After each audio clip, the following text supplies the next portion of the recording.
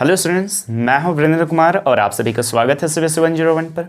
Students, आज की इस क्लास में हम लोग बात करने वाले हैं सीबीएसई बोर्ड क्लास 10th का जो साइंस है उसका फर्स्ट चैप्टर को लेकर के, जिसका नेम है केमिकल रिएक्शन एंड इक्वेशन। तो इस चैप्टर से आज मैं आपको बताने वाला हूं रेडॉक्स रिएक्शन को लेकर के बहुत सारी बातें। वैसे प्रीवियस क्लास में मैं आपको रेडॉक्स रिएक्शन सारा का सारा टॉपिक वाइज पूरा कंसेप्ट के साथ बता चुका हूँ, बट होता यूँ है ना कि redox reaction, oxidation reaction, reduction reaction, oxidising agent, reducing agent, इन सभी टॉपिक को लेकर स्टूडेंट्स के दिमाग में बहुत ही ज़्यादा डाउट क्रिएट होता है। तो आज की इस क्लास में यकीन मानिए आपका सारा का सारा डाउट रिमूव होने वाला है, अगर यदि आप प्रीवियस वीडियो लेक्चर को अच्छी तरह से देख चुके हो तो। स्टूडेंट्स, रेडॉक्स रिएक्शन को समझने से पहले जल्दी से क्विकली हम लोग एक बार फिर से ऑक्सीडेशन और रिडक्शन रिएक्शन को रिमाइंड कर लेते हैं। तो ऑक्सीडेशन रिएक्शन में क्या होगा स्टूडेंट्स, लॉस ऑफ इलेक्ट्रॉन होता हुआ नजर आएगा, इलेक्ट्रॉन का लॉस होता हुआ नजर आएगा, ज़्यादा से इलेक्ट्रॉन कम हो रहा होगा, किस में? ऑक्सीडेशन रिएक्शन में। Don't need to confuse here students, oxidising agent electron का क्या करता है? गेन।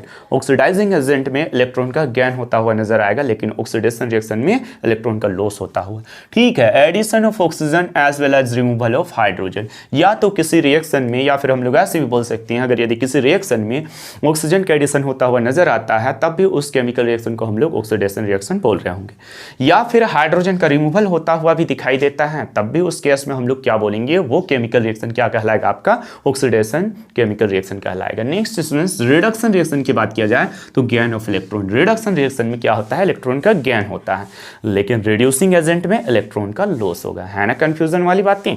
तो आपको कुछ नहीं करना है, जो भी बातें मैं बता रहा हूँ जस्ट स्टोर कर लेना है अभी। तो क्या बोला जा रहा है? रिड्यूसिंग एजेंट इलेक्ट्रॉन का क्या करता है? लॉस करता है, लेकिन रिडक्शन रिएक्शन में इलेक्ट्रॉन का गेनिंग होता है, मतलब इलेक्ट्रॉन कम से क्या हो जाएगा स्टूडेंट्स? आपका ज्यादा हो जाएगा। आगे बात करते हैं एडिशन ऑफ हाइड्रोजन और रिमूवल ऑफ ऑक्सीजन। इस तरह का केस भी अगर हमें देखने को मिलता है तब भी वो आपका क्या कहलाएगा? रिडक्शन रिएक्शन कहलाएगा। सर, रिडक्शन रिएक्शन में क्या होगा? हाइड्रोजन का एडिशन होता हुआ नजर आएगा, या फिर ऑक्सीजन का क्या हो रहा होगा? रिमूवल होता हुआ भी नजर आएगा। आगे बात करते हैं स्टूडेंट्स अब हम लोग रेडॉक्स रिएक्शन के बारे में। अगर यदि रेडॉक्स रिएक्शन की बात किया जाए तो sir, redox reaction are those types of chemical reaction in which oxidation and reduction both takes place simultaneously, that is called redox reaction। वैसा केमिकल रिएक्शन जिसमें ऑक्सीडेशन और रिडक्शन दोनों ही देखा जाता है एक साथ, उसको हम लोग क्या बोलेंगे students? Redox reaction. Redox reaction का दूसरा नाम है oxidation reduction reaction. Redox reaction को ऑक्सीडेशन रिडक्शन रिएक्शन भी बोला जाता है। अब हम लोग देखते हैं क्या यहाँ पर कुछ एग्जाम्पल रेडॉक्स रिएक्शन का। और एक बात आपको याद रखना है, दुनिया का जितना भी केमिकल रिएक्शन है वो सारा का सारा रेडॉक्स रिएक्शन होता है स्टूडेंट्स। वो सभी रेडॉक्स रिएक्शन की एग्जाम्पल हो सकती हैं, लेकिन हाँ, डबल डिस्प्लेसमेंट रिएक्शन को छोड़ करके, सिर्फ और सिर्फ डबल डिस्प्लेसमेंट को छोड़ करके सारा का सारा केमिकल रिएक्शन आपका आता है रेडॉक्स रिएक्शन के inside. Sir, double displacement reaction क्यों नहीं हो सकता है रेडॉक्स रिएक्शन? ये बातें भी मैं आपको बताने वाला हूँ, just wait few minute.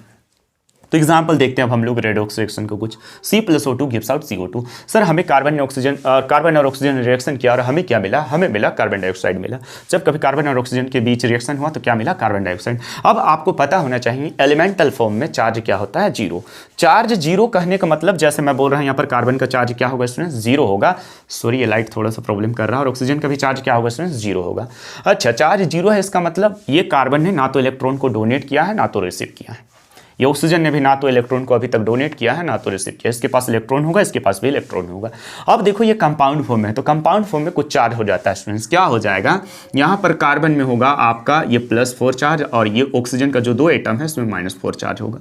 Sir, ये +4 चार्ज -4 चार्ज आ कैसे रहा है? तो स्टूडेंट्स, जब कोई एलिमेंट इलेक्ट्रॉन को डोनेट करेगा, इलेक्ट्रॉन का डोनेशन करता है, तो उसमें लग जाता है प्लस चार्ज। अब वो जितना इलेक्ट्रॉन को डोनेट करेगा उसमें उतना प्लस चार्ज, और जो जितना इलेक्ट्रॉन को रिसीव करेगा, जब कोई एलिमेंट इलेक्ट्रॉन को रिसीव करता है तो उसमें माइनस चार्ज लग जाता है। जितना इलेक्ट्रॉन वो रिसीव कर रहा होगा उसमें उतना ही माइनस चार्ज लग जाएगा।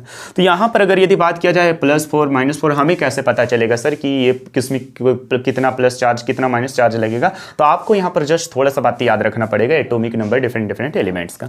जैसे कार्बन के एटॉमिक नंबर की बात किया जाए तो 6 होता है, इसका इलेक्ट्रॉनिक कॉन्फ़िगरेशन कर दो 2 और क्या 4। तब स्टूडेंट्स ये क्या करता है? 4 इलेक्ट्रॉन को डोनेट कर देता है। बाहरी सेल में 4 है, अब ये 2 रहेगा ना, सबसे फर्स्ट सेल में क्या होगा स्टूडेंट्स?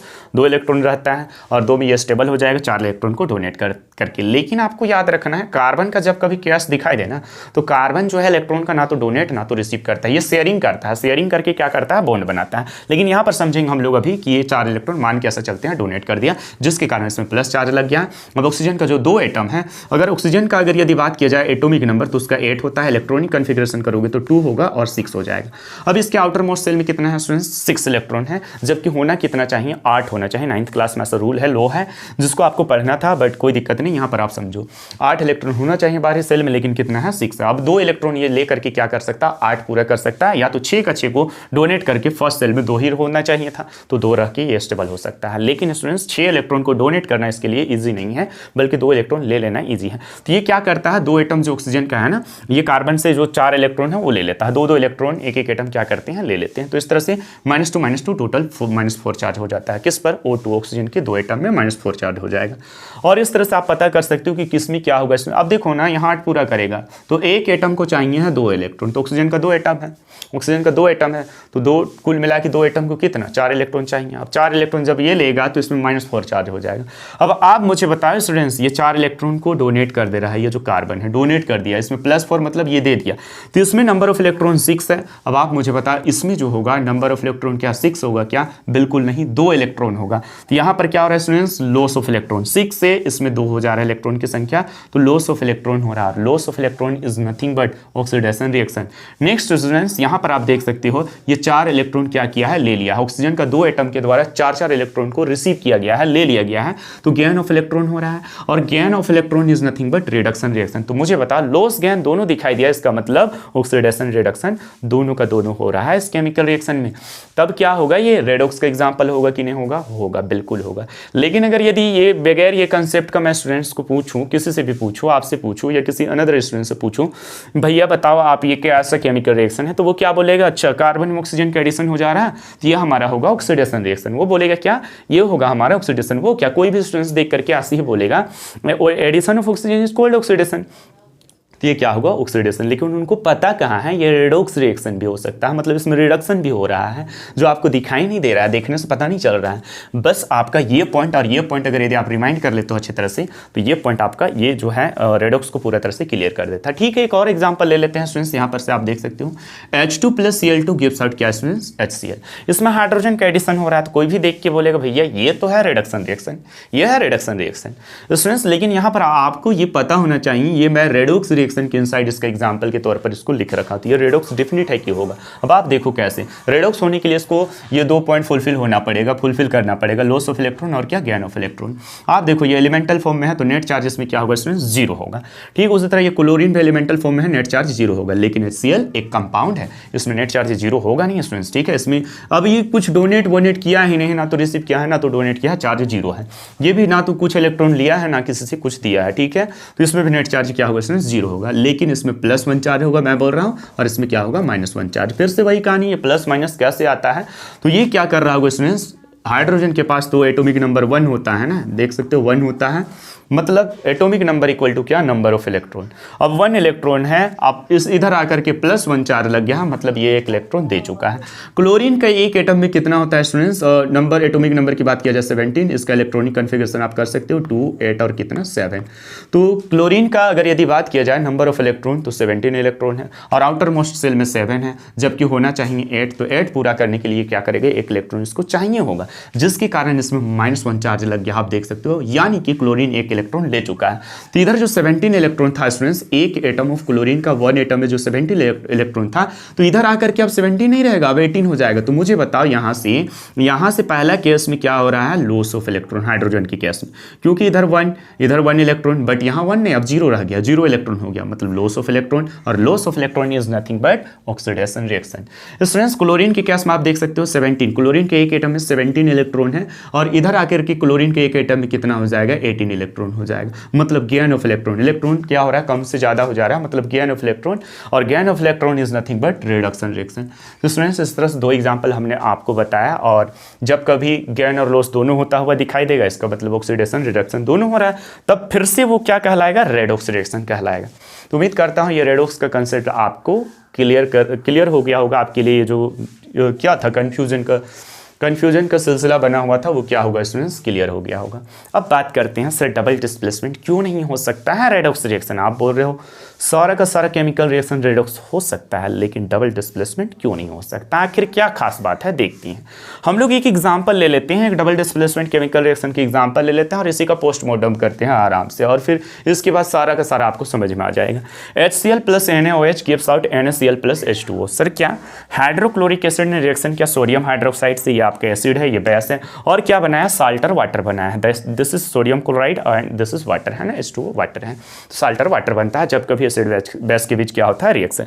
स्टूडेंट्स आपको अब ये बात याद रखना है कि डबल डिस्प्लेसमेंट रिएक्शन रेडॉक्स इसलिए नहीं हो सकता है क्योंकि इस केस में, डबल डिस्प्लेसमेंट के केस में, ना तो इलेक्ट्रॉन का लॉस होता है और ना तो इलेक्ट्रॉन का गेन होता है। That is the reason double displacement reaction is not a redox reaction. Double displacement reaction redox reaction नहीं हो सकता है। अब आप देख सकते हो सर ये तो हो गया रटा रटाया वाला बात कि ना तो इलेक्ट्रॉन का क्या होता है, ऐसे आप बोल रहे हो कि याद रखने को, ना तो इलेक्ट्रॉन का गेन होता है ना तो रिसीव होता है। देखते हैं हम लोग प्रैक्टिकली, देखते हैं यहाँ पर इक्वेशन में भी, जैसे हाइड्रोजन ये और इसमें क्लोरीन है, मतलब ये कंपाउंड फॉर्म में है HCl, ये कंपाउंड है, NaOH ये कंपाउंड है, ये कंपाउंड है, ये कंपाउंड है। अच्छा जब सारा कंपाउंड फॉर्म में है तो इसमें क्या होगा स्टूडेंट्स, कुछ ना कुछ चार्ज होगा आपका, कुछ ना कुछ चार्ज होगा।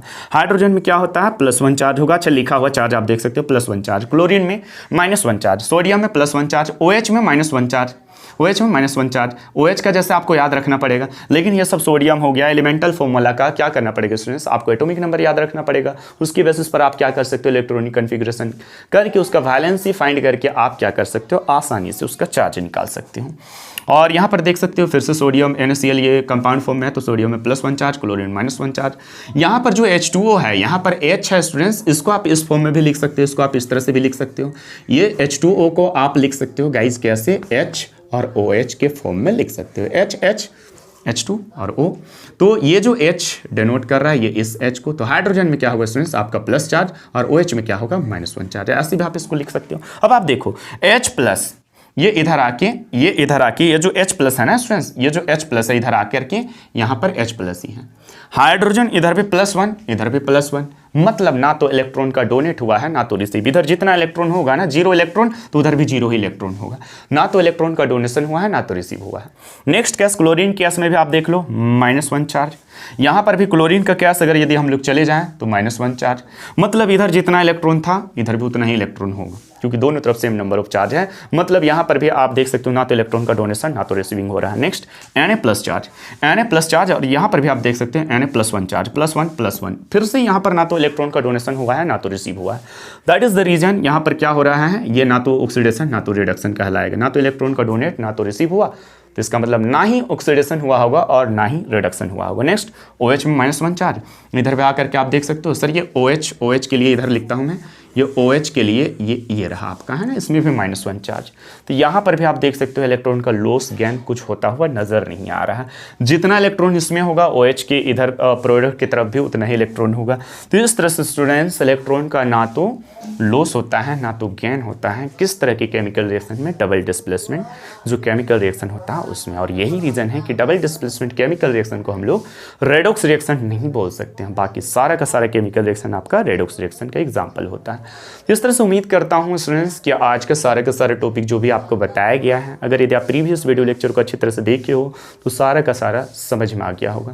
जो भी टॉपिक बचता है उसको मैं नेक्स्ट क्लास में कराने वाला हूं आपको। और अगर यदि थोड़ा बहुत अच्छा लगता है तो आप क्या कर सकते हो स्टूडेंट्स, अपने फ्रेंड्स को भी इस चैनल को ज़्यादा से ज़्यादा शेयर कर सकते हो। अगर यदि आप चाहते हो कि वो भी पढ़ें बगैर ट्यूशन का और आगे बढ़ें, आप क्या करो guys, please it's my humble request, share this channel more and more. इस तरह से आज की क्लास हमारा यहीं पर समाप्त होता है। मिलते हैं हम लोग नेक्स्ट क्लास में। जय हिंद।